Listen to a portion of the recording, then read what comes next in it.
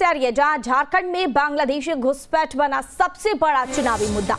केंद्रीय मंत्री शिवराज सिंह चौहान और हेमंत बिस्वा शर्मा का हमला। घुसपैठ को लेकर हेमंत सरकार पर साधा निशाना। जेएमएम का बीजेपी पर पलटवार। घुसपैठ के लिए गृह मंत्री अमित शाह जिम्मेदार। जेएमएम की ओर से यह कड़ी प्रतिक्रिया आई है। उन्होंने कहा कि घुसपैठ के लिए गृह मंत्री अमित शाह जिम्मेदार हैं। घुसपैठ के मुद्दे पर कांग्रेस ने चुप्पी साध दी है। इस वक्त की बड़ी और अहम जानकारी। दरअसल विधानसभा चुनाव को लेकर झारखंड में जो है वो लगातार सरगर्मियां तेज हो गई और ऐसे में अब झारखंड में बांग्लादेशी घुसपैठ सबसे बड़ा चुनावी मुद्दा बन गया है। केंद्रीय मंत्री शिवराज सिंह चौहान और हेमंत बिस्वा शर्मा लगातार बांग्लादेशी घुसपैठ को लेकर मौजूदा सरकार पर निशाना साध रहे हैं और इस पर जेएमएम का भी प्रतिक्रिया सामने आ गया है। जेएमएम का बीजेपी पर यह कड़ा पलटवार सुनने को मिल रहा है। घुसपैठ के लिए गृह मंत्री अमित शाह को जिम्मेदार ठहराया है और वहीं घुसपैठ के मुद्दे पर फिलहाल कांग्रेस ने चुप्पी साधी है।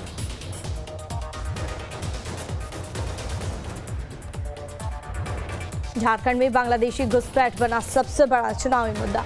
दरअसल विधानसभा चुनाव को लेकर सभी पार्टियां जोरों शोरों से तैयारियों में जुटी हुई है और इसी कड़ी में बीजेपी की भी लगातार एक से बड़े एक दिग्गज जो है वह झारखंड के दौरे पर है और ऐसे में अब घुसपैठ को लेकर हेमंत सरकार को घेरने की कोशिश कर रहा है। इस खबर पर ज्यादा जानकारी के लिए हमारे साथ हमारे संवाददाता राजेश तोमर जुड़ गए हैं। चलिए सीधा रुख करते हैं राजेश जी की ओर और चलिए जान लेते हैं कि झारखंड में जिस तरह से सियासी उठाव पटक देखने को मिल रहा है और इस बीच हेमंत बिस्वा शर्मा और शिवराज सिंह चौहान लगातार जो है मौजूदा सरकार को घेरने की कोशिश कर रहे हैं, क्या कुछ निकल कर सामने आ रहा है राजेश जी?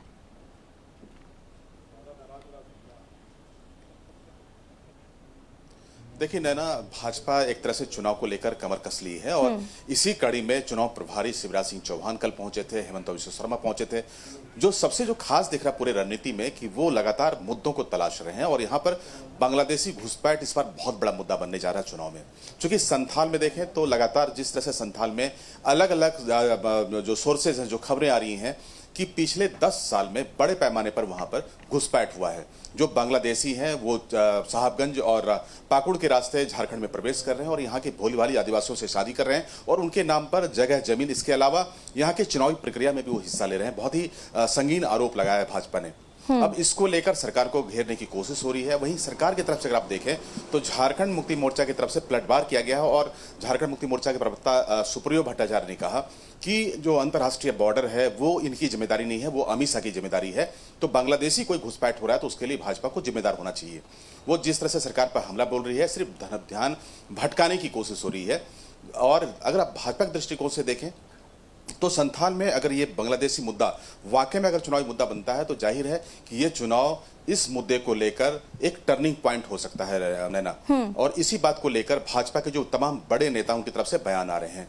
अमित शाह का 20 तारीख को यहाँ पर बैठक है और यहाँ पर करीब 25,000 कार्यकर्ता जो अलग अलग मंडल से लोग आएंगे, जो इनके सक्रिय कार्यकर्ता हैं, जो अलग अलग पदाधिकारी हैं, उनके साथ में खुले मंच के अंदर बैठक होगी और जो चुनाव है, चुनाव को लेकर मंत्र फूके जाएंगे। सबको एक आदेश है कि अपने अपने कार्यक्षेत्र में अपने आप को पूरा सक्रिय करें और इस बार झारखंड में वही इतिहास दोहराएं जो 2019 में भाजपा ने दोहराया था, माफ करें 2014 में दोहराया था। तो इस पूरे रणनीति के साथ में भाजपा मैदान में है और सक्रियता के हिसाब से देखें तो पिछले महीने ही उनको चुनाव प्रभारी बनाया गया था, हेमंता को और शिवराज को। उसके बाद लगातार वो झारखंड का दौरा कर रहे हैं। कहीं से कोई कोर कसर नहीं छोड़ा जा रहा है। 2 दिनों के बाद फिर उनका दौरा होगा, उसके बाद अमित शाह का यहाँ पहुंचेंगे। कुल मिलाकर भाजपा बहुत ही रेस है। लेकिन जिस तरह से आपने बताया कि भाजपा रेस में है और घुसपैठ को लेकर लगातार हेमंत सरकार पर निशाना भी साध रहा है, लेकिन अब ऐसे में जेएमएम का भी पलटवार सामने आया है। घुसपैठ के लिए जेएमएम ने साफ तौर पर गृह मंत्री अमित शाह को जिम्मेदार ठहरा दिया है। राजेश जी,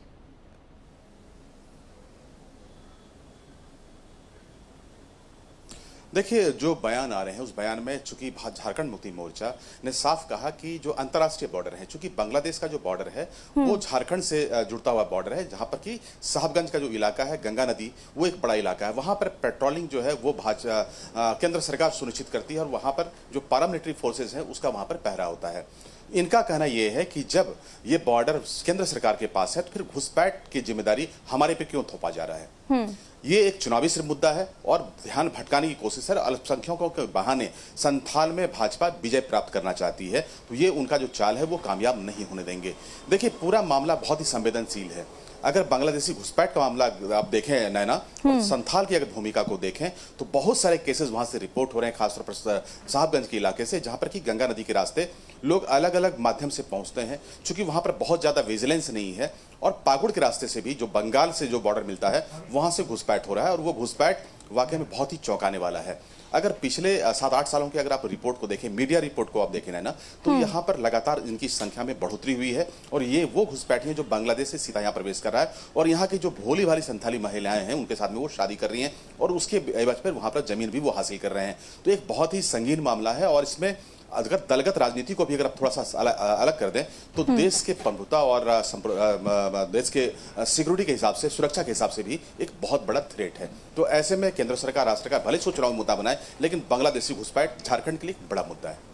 हाँ राजेश जी, लेकिन जिस तरह से अब अगर देखें तो झारखंड में एक तरफ बीजेपी एक्शन मोड में नजर आ रहा है, तो दूसरी तरफ जेएमएम भी कुछ कम नहीं है, और लगातार एक के बाद एक बीजेपी के कई दिग्गज नेता झारखंड के दौरे पर है। क्या लगता है कि लोकसभा में मिली जिस तरह से हार है बीजेपी को, उसके बाद विधानसभा में क्या कुछ इसमें देखने को मिल सकता है उलटफेर?